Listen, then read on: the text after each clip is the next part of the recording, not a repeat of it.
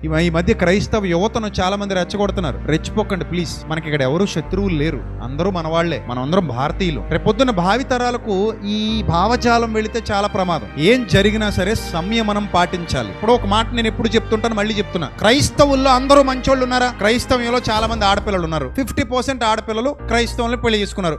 ఈ 50% సంతోషంగా ఉన్నారా? ఈ 50% సుఖంగా ఉన్నారా? లేరు. కారణం ఏంటి? క్రైస్తవులందరూ మంచోళ్ళు కాదు. ఇన్ ద సేమ్ సెన్స్ హిందువులందరూ మంచోళ్ళు కాదు, ఇస్లాం వాళ్ళందరూ మంచోళ్ళు కాదు. అంత మాత్రాన అందరూ చెడ్డోళ్ళు కాదు. ప్రతి మతంలో మంచోళ్ళు ఉంటారు, చెడ్డోళ్ళు ఉంటారు. ఇప్పుడు అది ఆ వ్యక్తి మీద ఆధారపడి ఉంటుంది తప్ప ఆ వ్యవస్థ మొత్తం మీద ఆధారపడి ఉండదు. ఒకవేళ ఎవరైనా మిమ్మల్ని అలా ట్యూన్ చేసేస్తే గనక మీరు వెంటనే అందులో నుంచి బయటికి రావాలి. కొంతమంది ట్యూన్ చేయబడి ఉంటారు. ఇస్లాం వాళ్ళందరూ చెడ్డోళ్లే, అందరూ ఉగ్రవాదులే అని మాట్లాడుతుంటారు. క్రైస్తవులు అందరూ చెడ్డోళ్లే, అందరూ భయంకరులే అని మాట్లాడుతుంటారు. హిందువులు అందరూ చెడ్డోళ్లే, అందరూ మతోన్మాదులే అంటూ మాట్లాడుతుంటారు. తప్పు తప్పు తప్పు, శుద్ధ తప్పు. అలాగే ఎప్పుడు మాట్లాడకండి.